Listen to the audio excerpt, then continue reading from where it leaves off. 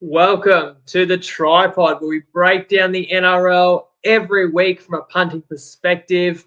And I am your host solo tonight for the round 20 preview, as well as some round 3 Origin reaction. Clarkey is still seething from that Titans-Dolphins result on the weekend. No, in fact, poor bloke has come down pretty crook as a dog. So crook as anybody who basically went against any of our Origin tips for the series that's just ended, because Clarkey and I both had Queensland as underdogs in game 1.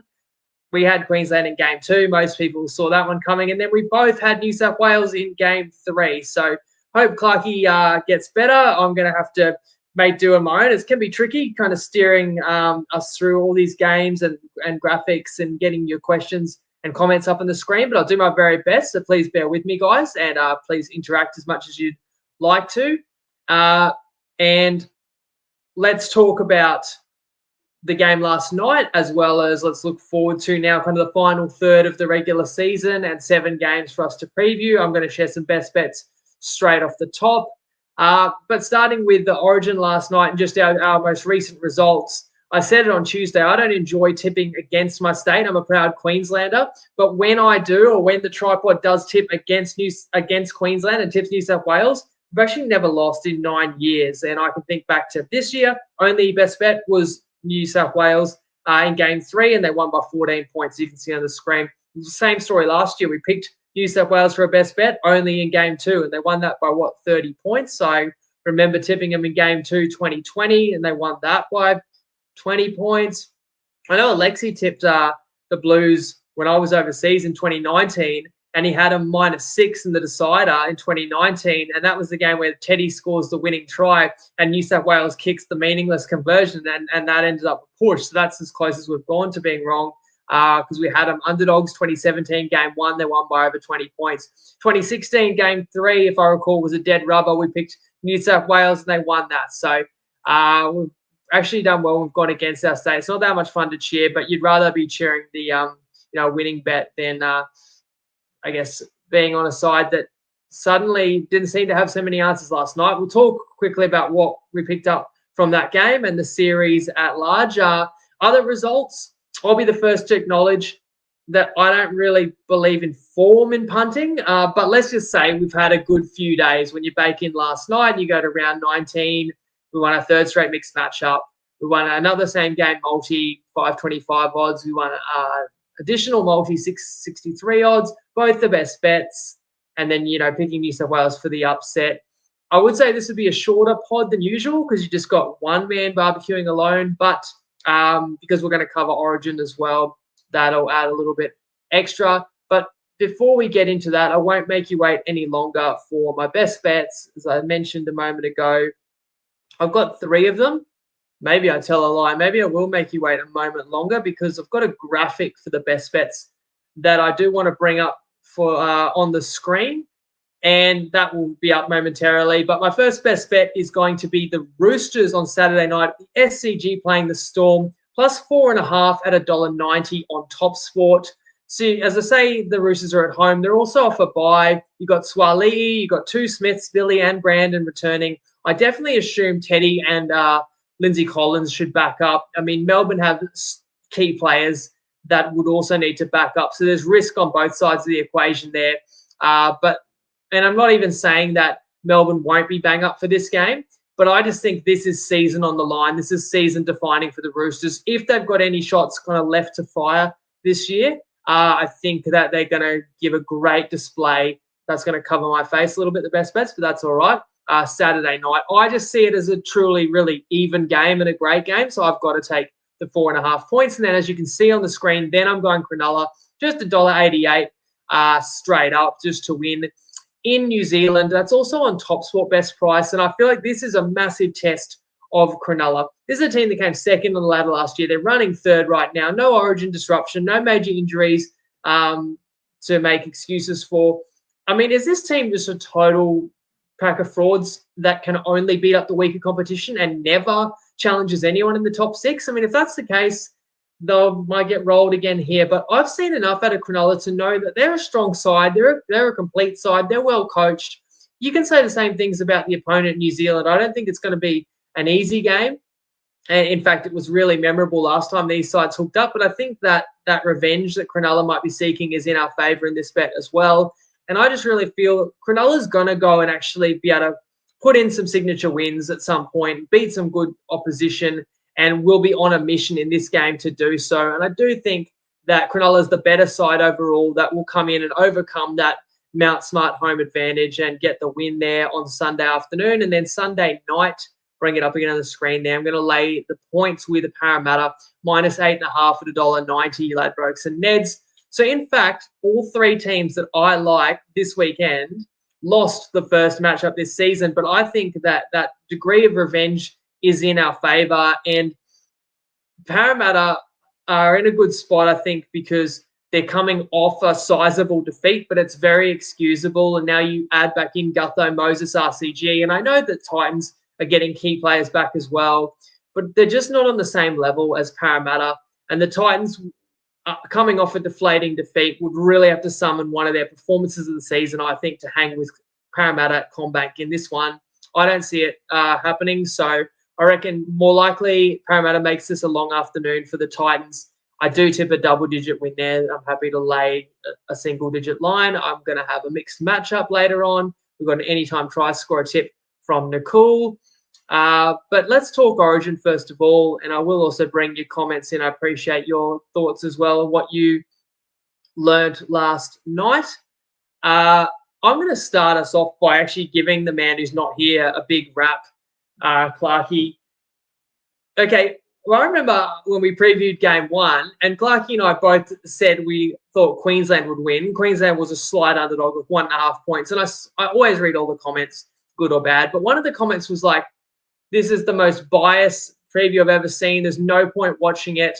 Of course, Clarkey just tips his team every game. 2 Queenslanders just tipping Queensland. You know, it's not objective at all. And I said, well, look, Clarkey may, admit that he has bias and that he is very passionate about his teams, but I will tip against my team. You've seen it time and time again. You saw it, right? I've just talked about it multiple times in Origin. Begrudgingly, I've tipped New South Wales, but we were both right.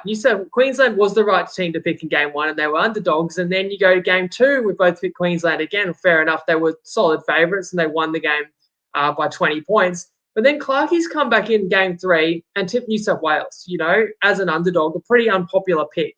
Not only did Clarkey tip New South Wales, he tipped Adokar and Hammer as his try scorer picks. And you got, the second and third tries of the game there? The second try for each team was obviously Adokar with one of the greatest individual tries you'll see. And Hammer's pretty special as well. He tipped Cody Walker, man of the match, $10 odds there, and Ruben Cotter for the Wally Lewis medal. So you've got to actually take your hat off to him and say you couldn't have really got much more in a preview than that, other than maybe for the same game multi to win. And the reason it didn't, I gave one for each state, and I piggybacked Clarkey's tips, and I took Hammer if Queensland was to win, though I didn't pick it. I knew some people would like to back Queensland.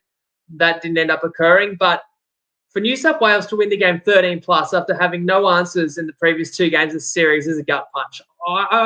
If we were to roll back over this season and play all the same game multis again, we've still done so well. We've won so many of them at juicy odds. So I've got to probably accept that we've had some luck along the way.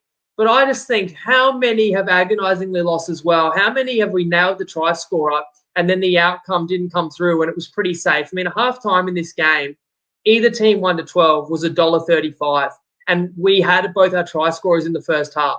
So we just needed either team to win 1-12, and we were winning like a $7 or $8 multi, and we lose again. I guess you could say Queensland butchered a couple of chances late in the game, but for the Blues to win 13 plus, I think that is a bit cruel. On a positive note, Nicole has been a great addition to the show with his try scorer tips. And he gave us Nanai. You had to wait for the final try in game 2, but he scored at $4 ATS. And Nicole backs that up with Fafita, $4 ATS to score last night, and he scores the opening try of the game as well. So that's outstanding stuff by Nicole. We're going to hear from him again later today. Now, love to hear just what you guys made of the game. Let's go back to that man of the match who Clarkey picked, Cody Walker. Did you agree that he should have got man of the match? I will say this. He is such a classy player. His touches and the way that he can just, unlock a side of the field and get all eyes of the defense on him and create space for others is really special. And when you look at the Blues' 4 tries in this game, well, you got 3 by the players directly outside Cody Walker in Bradman and Addo Carr. And then you got the 4th try.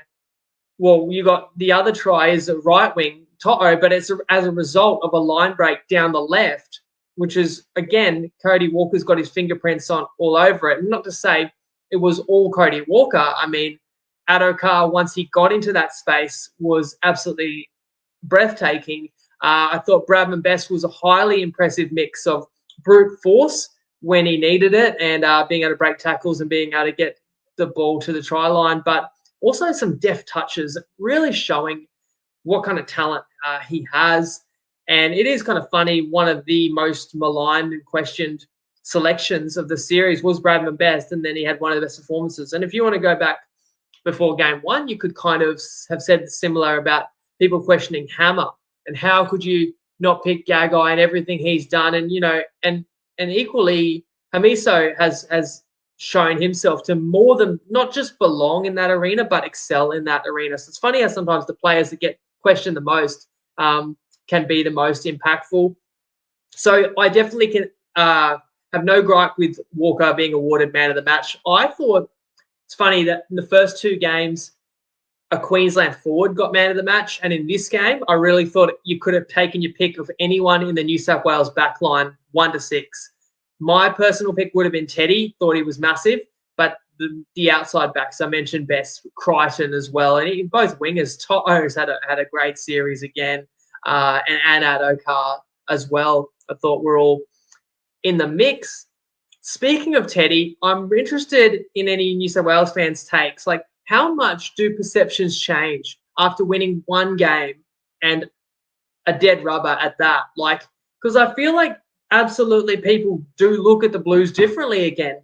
After that big performance by Teddy, I mean, is he back in your side again next year if all things are equal? And is Teddy your captain again next year? Or do you try to transition and give Nathan Cleary the captaincy?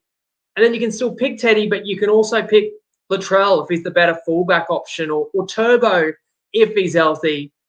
Or maybe it's just Dylan Edwards' time. Maybe Drinkwater keeps getting better. Maybe it's his time. Maybe it's Gutho. I mean, you've got so many options. I'm interested which way you go. And then in the halves, you kind of feel like now you have to pick Cody Walker again, as long as he's in, equal form, as long as he's not clearly declining. It's hard to imagine that Luai would get picked back again. But where does this leave Nico Hines and Matty Burton? I'm not sure. Is Murray the 13 moving forward? Really, I'm throwing just questions at you guys, not a lot of answers, because I do think it's fun to speculate. But there's so much that can change in a year, and with injuries, suspensions, and form, who knows? But I would ask the other question being, who's your coach now? Because everyone was talking about who replaces Freddie after game 2, where New South Wales played a do-or-die game and didn't get too close to Queensland. But now you get back and win this, and you win by double digits at home in your 1 home game. And now people start thinking, geez, New South Wales was winning with 10 to go in game 1. And, had they held on to that win, would it have been a different series? And, I mean, who knows? We can't. It's hard to kind of play the butterfly effect game. But just getting back to Freddie now, that win last night actually makes him 9-9 from 18 games. He's 3-3 in terms of 6 series. But as I said before, this one kicked off. He'd been the favourite in every series, including this year. So that's really not impressive stats. And by any measure, that is underperforming expectations. I've mentioned multiple times when he's made curious or contradictory moves, as have others. And so just because you win 1 dead rubber, realistically, does Freddie get the best out of the players? But if not, then I'd like to know, who does. So happy to kind of hear you guys' thoughts. Just one more thought on the game 3. I did think it was quite interesting that historically game 3s, especially when they're dead rubber, are higher scoring. And in this game, we had 4 tries in the first 23 minutes. So that's like on pace for 12 tries.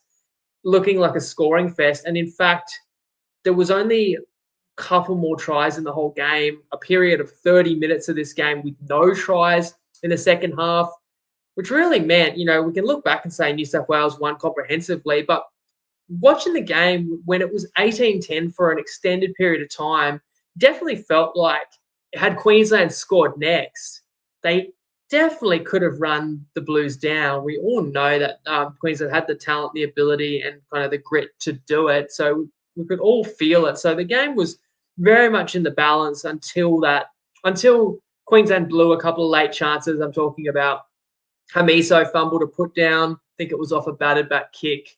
And Val Holmes, I thought, could have made a play at the ball on the full from a kick, and he spilled it as well.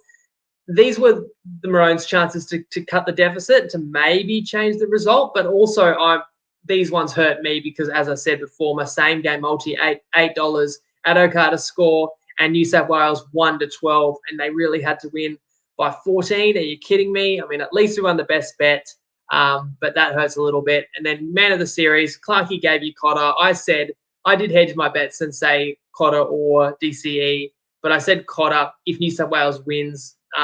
He had his nose in front, and no Queenslanders polled votes last night because you couldn't say, any Queensland players were among the best three on the field. So Cotter got it, very deserving as well. Look, let's give the last word on Origin for the year to Tristan from Top Sport, who will let us know how the bookies fared, but then we can set our sights back to round 20. G'day everyone, Tristan here from Top Sport, and we had obviously a big turnaround in the Origin result there, with New South Wales getting the result there last night to get the series back to 2-1. It was a pretty even betting option where there was a little bit of a push late for New South Wales, like it has been all series to be fair, and there was a strong push towards the unders late as well, which at halftime I thought we were in a pretty strong position with so many points, but then obviously the scoring slowed down in the second half. This weekend is one of the trickiest weekends to price up. There hasn't been too many massive moves yet, but there's got to be some real watchers on the Panthers team list. Obviously, also there's some Titans to back up, the Broncos to back up as well, and then the Storm Roosters game you'd expect will move quite significantly. And then we've got the Shaun Johnson news to throw in away from Origin as well. So really keep an eye on the team list. We're going to be monitoring that and obviously making the moves as we get closer to game day. The man of the match obviously saw Cody Walker. He was quite well backed as well last night. So there's been some interesting betting propositions over the last couple of days, and good luck if you're having a bet over the weekend, and of course gamble responsibly. Thanks, Tristan. Thanks to everyone shooting their comments through. Seabold next, coach. That's a bold call there from JK. Let's move on to NRL round 20, shall we? We just got the one game Friday night, and the Knights host the Tigers, and the Knights are 10.5 point favourites. So Gagai is back. Best and Saifidi are reportedly likely to back up. The Tigers didn't have any involved in Origin 3, with Yuto Kamano really well rested for Origin 4. They do get back a huge inclusion in Coruscant earlier than anticipated from that broken jaw. Twal returns from suspension, and Will Smith remains pairing Wakeham in the halves. My first thought about this game goes back to that encounter between these two sides. I want to say it was round 2, where it was pretty crazy. The Tigers were favourites, and Ponga was knocked out 5 minutes in, and the Knights had to endure at least one, if not two, sin bins. Then a send-off. I think it was Jacob Saifidi as well, sent off in that game. Still hung on and won, which is pretty typical of how West start this year. They really struggled at the beginning of this year. As we know, West were the last team in the competition to register a win.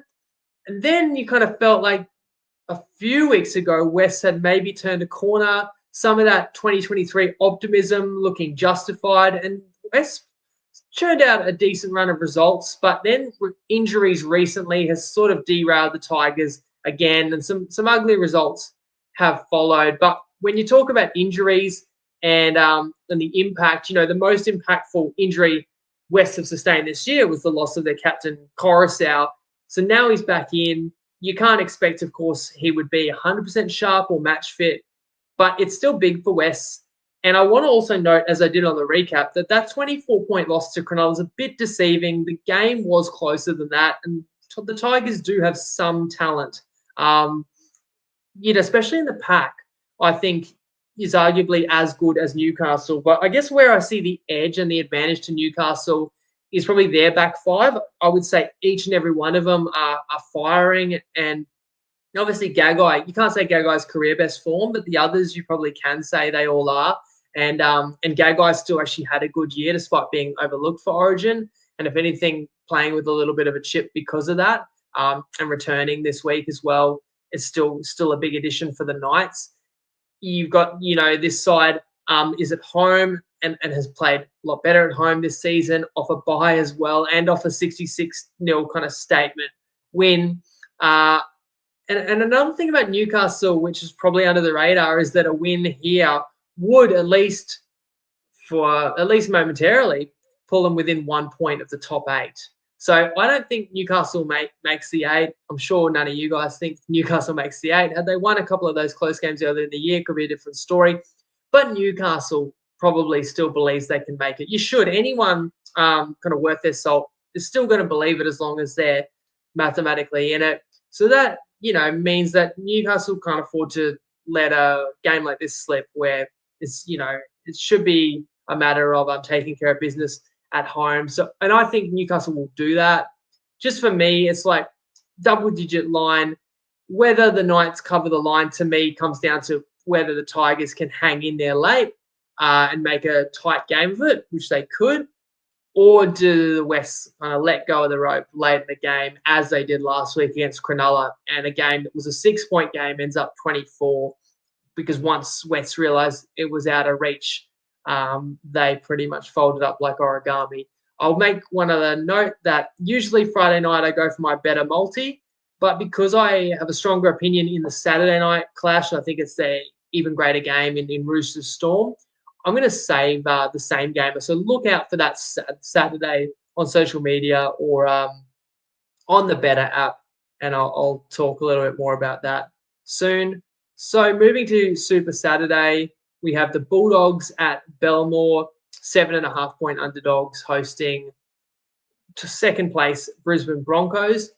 And Addo Carr was taken off with 3 minutes to go, maybe precautionary last night, but it does sound, I think I've heard hamstring twinge. I would say highly unlikely you'd play Addo Carr because, making him back up after 3 days with that soft tissue scare and with the form of Blake Wilson on the wing. So if you look at the team list, because of how good Wilson's going, he was going to get the wing start again this week, and they were going to move Kiraz to the centres. But I think Fox is going to be out, and then Kiraz goes back to that wing spot, and you just bring Alamotti back in. Sexton's in again at 7, and obviously Burton in at 6. After a good win against Souths, yes, it came with a scare at the end, but it was still a really good response to Canterbury's lowest moment of the year against Newcastle. As for Brisbane, well, they're off a bye. They make a rare trip to Sydney.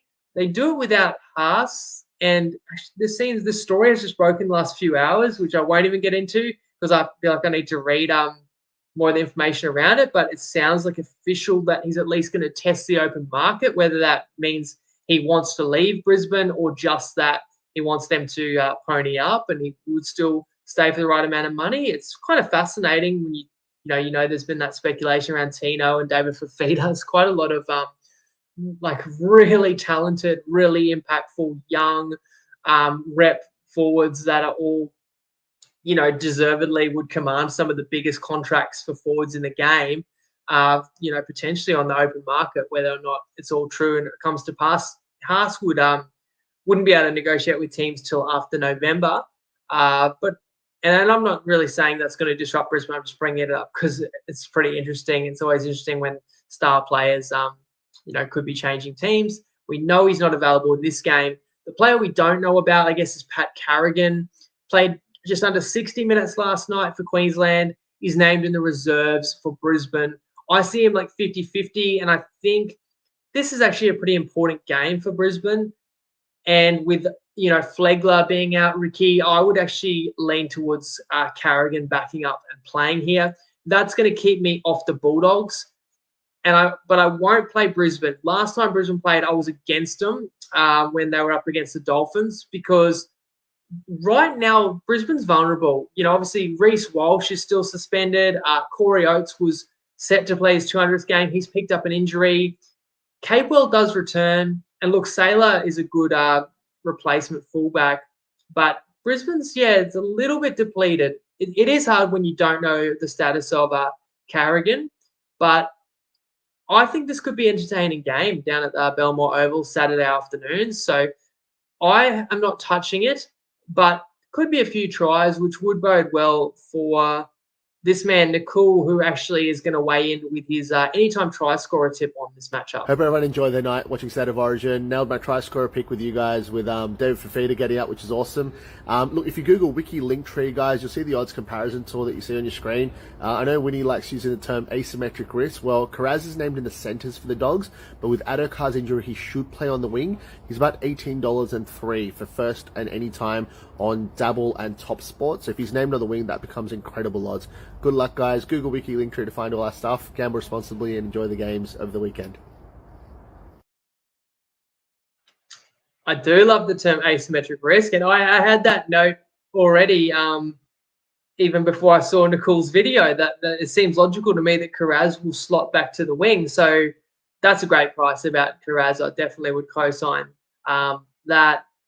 Dabble or Toppy said there. Anytime or specific moments of the game as well, if you can get extra juicy odds. We got him last week in our same gamer that got up, so I'm a big fan. Much more talented Jacob than I am. Let's move to the Twilight game on Saturday. Manly, 3.5-point underdogs hosting North Queensland at 4 Pines. So DCE and Gerbo are named. They're going to be monitored. I guess, neither of them are spring chickens. Whereas the Cowboys overall have a younger contingent, but more players that would be required to back up Holmes, Taulagi, Nanai, Robson, and man of the series of Ruben Cotter. They are all named and expected to back up. But, of course, you never know for sure. You've got both teams coming into this off a bye. And what makes this one super intriguing as well is this is 10th hosting 9th. So we know how fierce the fight is for the finals this season. And that's what makes it such an enticing game. And that also increases the likelihood that those rep players would play because clearly these sides don't have a luxury of resting anyone at this point. I think the Cowboys will win it. I know the Cowboys are the better team. I know most people will agree with me and will tip the Cowboys. But I don't want to overlook home advantage and the travel factor favoring the Seagulls here. And the Seagulls kind of have the capability to win a game like this. It's just more so that Manly's been inconsistent this year. And when I look a bit closer, I feel like they've had their worst performances when Jake Trbojevic hasn't played, whereas when Gerbo's been in there, by and large, Manly's been the forwards, the whole pack has aimed up more so. So you're expecting Jake to be there in this game, which would help Manly. But can their pack win the battle against a North Queensland side that, almost certainly lines up on Saturday with either Ruben Cotter or Taumalola on the bench? Just to give you an idea of how strong they are right now. It's crazy that this side, in a way, is outside the 8. We know they just couldn't get it going earlier in the year, and now they're one of the form sides of the competition. And look no further than the Cowboys' last performance, which was 74-0. I know it was against pitiful West. It was still impressive. It's funny for me. I don't really want to back a team after they just won 74-0 because I don't want to play a team after their best possible performance that everyone saw. But I'm also not rushing to bet against them either because they could just be, firing on all cylinders. And I think the firepower that the Cowboys have in the outside backs gets them home. I kind of see the Cowboys winning this, competitive game by about a try. So I do lean to the Cowboys. It wasn't strong enough for a best bet, but I lean them with the 3.5 line. I've got a best bet in the next game. Roosters Storm at SCG, and the Roosters are 4.5-point underdogs. It's a great game to cap off Super Saturday. Again, both sides come in off a bye, which at this time of year, I feel like that should only heighten the quality of the contest. And not to mention, when you're giving a bye to arguably the two best coaches of the last decade, so it's like an extra week to scheme to get their team, expertly prepared for one of their best performances of the year, and it's Robinson against Bellamy. And there is a rivalry there, obviously, and there've been a lot of big games between these clubs, including grand finals in recent years. So more often than not, these end up being cracking games. Although the last time these sides played, it's worth mentioning that the Roosters were well and truly shut down and the Storm won really comfortably and the Roosters were disappointed. But at that stage in the season, the Roosters were struggling to score virtually against everybody. And that's where I do think the reinforcements come in at the right time. Swali'i and Smith, freak accident a couple of weeks ago rules them out for the game against Manly, and they narrowly lose that. And I saw the Roosters show me quite a lot in that game. I feel like they only lost because they threw an intercept try and because they came a couple of inches short of the try line right at the end. Then Brandon Smith is that X factor. Has not had a great year, but returning from injury successfully via the New South Wales Cup last week. I'm really curious to see how the cheese will be used in this one because Turpin's done quite well at hooker.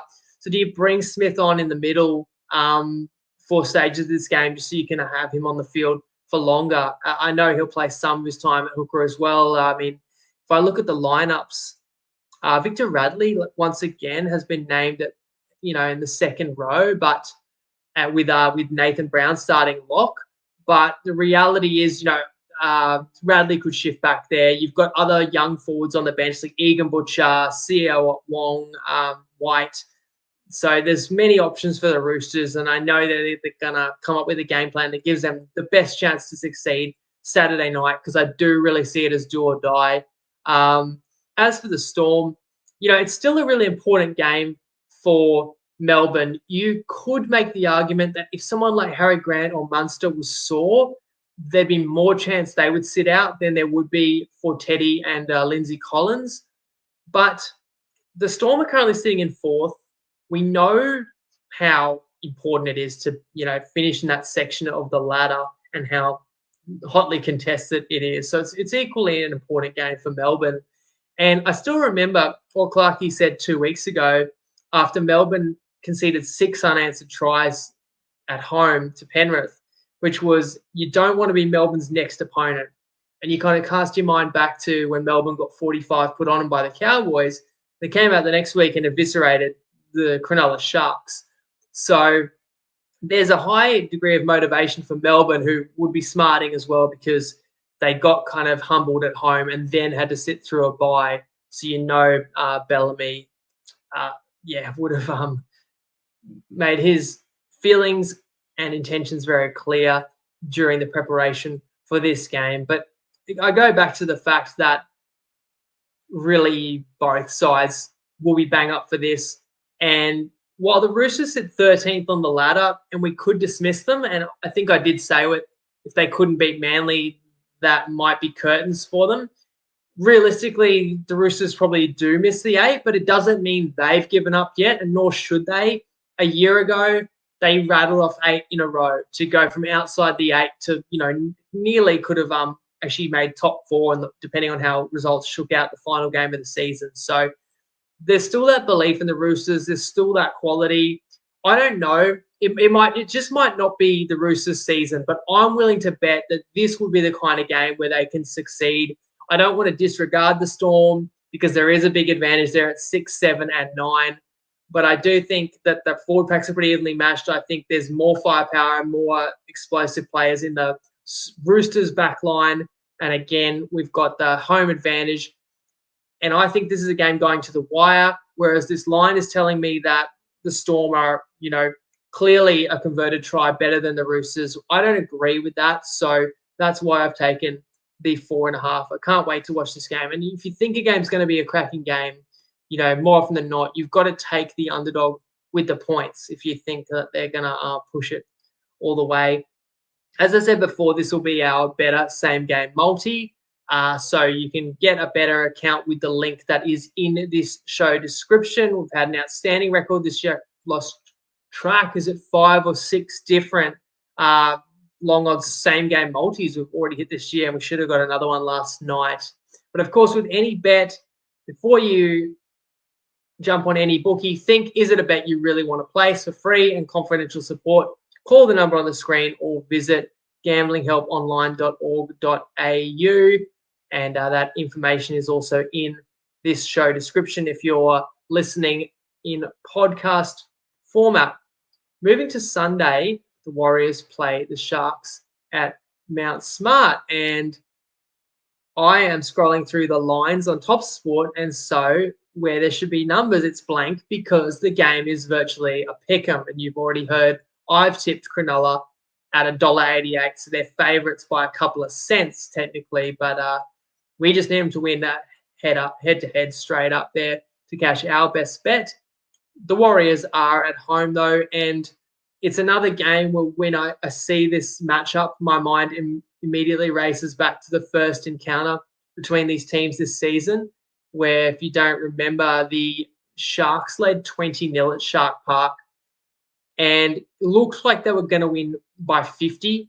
That looked to be on the cards. When you consider that New Zealand was a double-digit underdog going into that, so when you get a double-digit underdog that's down 20-0, the odds of kind of turning that around, it's one of the most memorable in recent seasons, not just this season. Obviously, the Finns 26-0 comes to mind too, but this was right up there for shock factor. New Zealand came all the way back, won that game by a late penalty goal. And it said a lot about, it was a line in the sand for Cronulla to, really improve and to not take games for granted. And it was also a moment that a lot of people kind of sat up and took notice of New Zealand.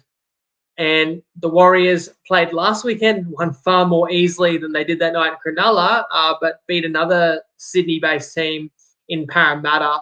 Mind you, Parramatta was very undermanned. But as far as the Warriors go, they got a very impressive victory last week and have no major changes. You will have to monitor Sean Johnson because they haven't had their baby yet. You never know exactly how that's going to play out. But the fact that in Auckland, I feel like the timing, the likelihood that he'd miss the game would be pretty slim. But everyone is still talking about that this week as a possibility. We've got 3rd versus 6th, so another great game. You've got not a single Origin player that involved for either side.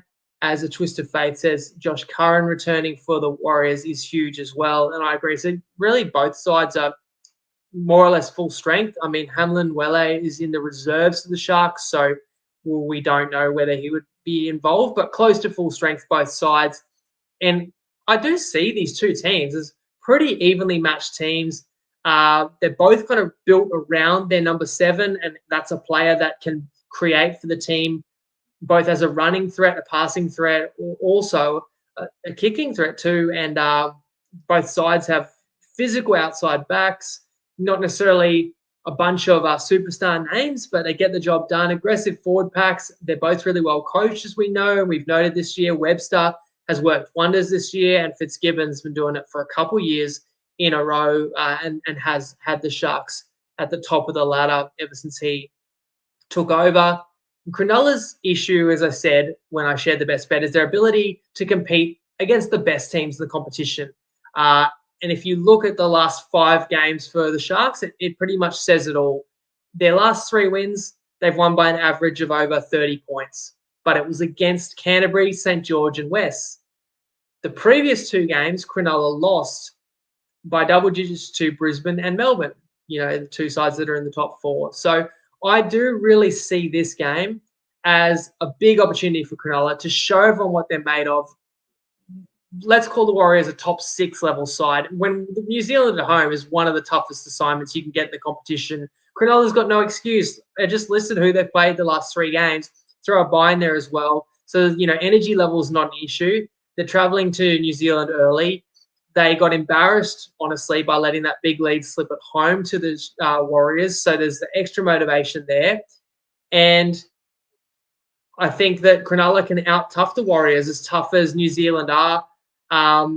I'm not even, relying on hoping that Johnson's out. If Johnson's in this game, I still feel comfortable. I would still pick Cronulla to win. I just think the Sharks are going to come into this one kind of really on a mission, and I'm comfortable enough that they'll leave with the 2 points. And that's also going to factor into my mixed matchup as well. So we've got a juicy one.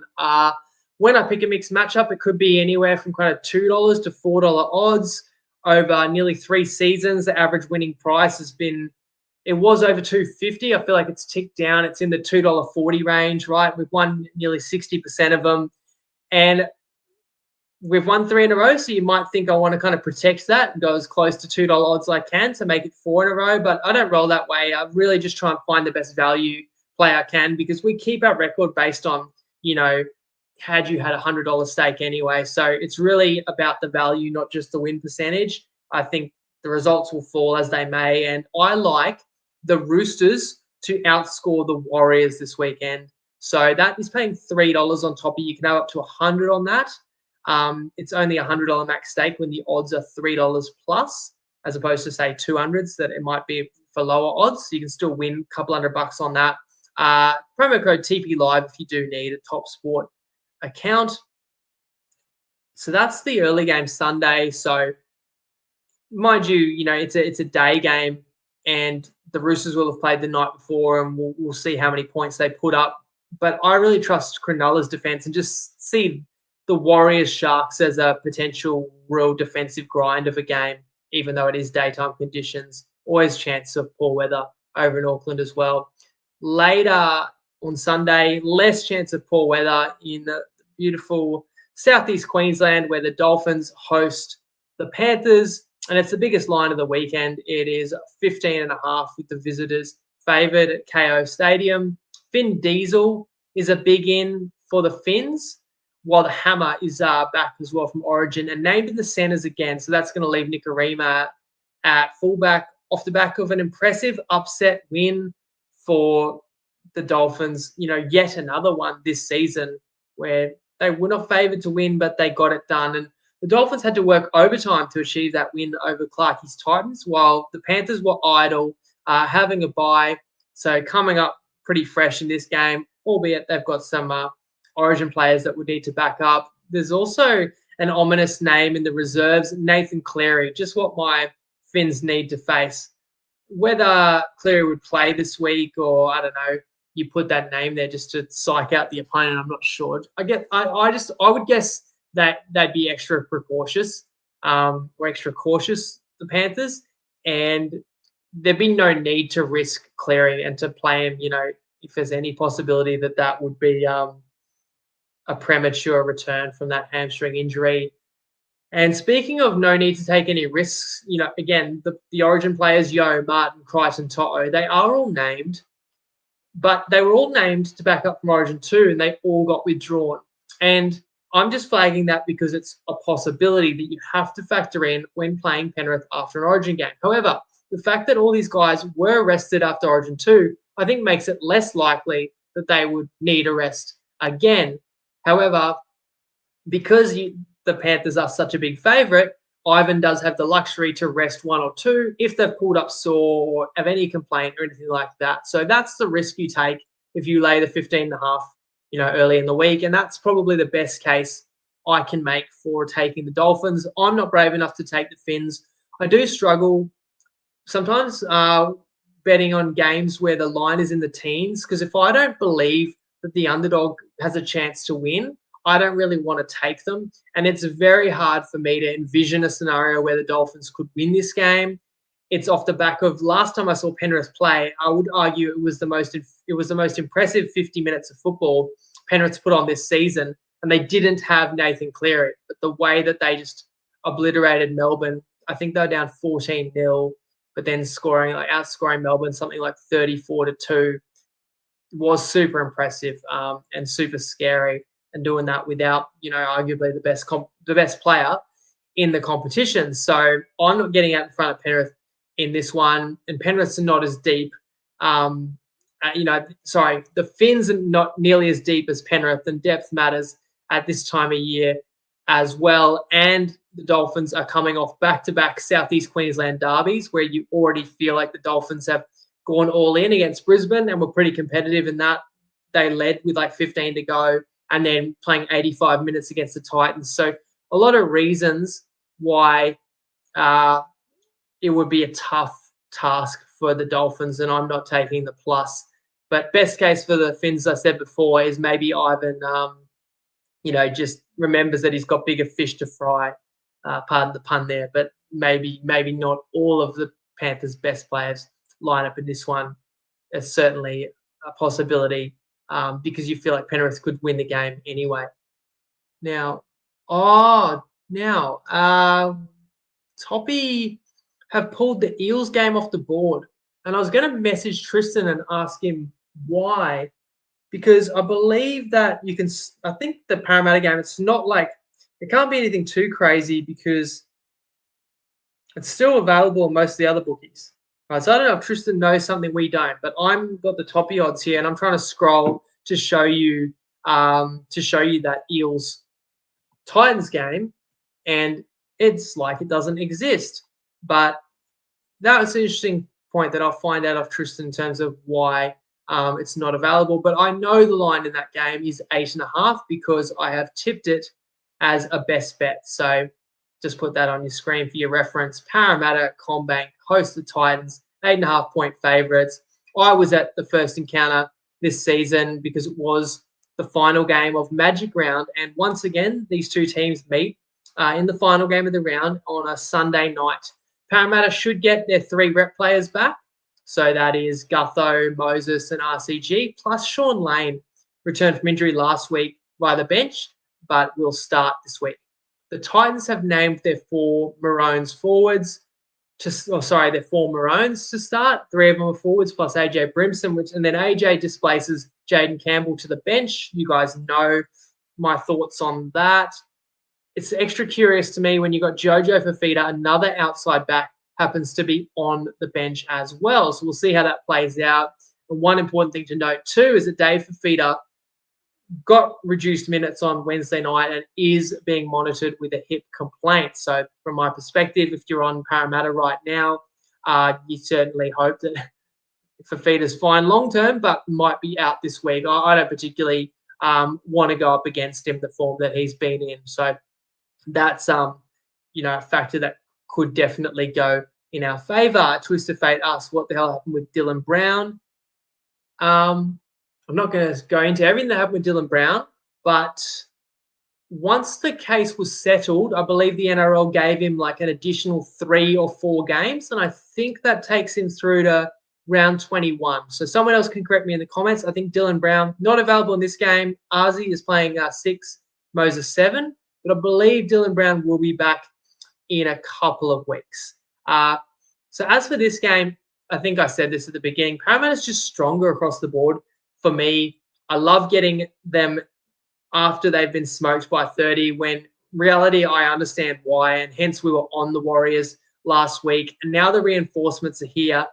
And I feel like this Parramatta squad, they understand the urgency of the position they're in right now. They are in the top 8, but they are probably the most likely of any side to fall out. And you've got hot teams like the Cowboys, but several others that are gunning for the Eels spot. And if you're Parramatta, you're also not thinking, how do we cling on to top 8?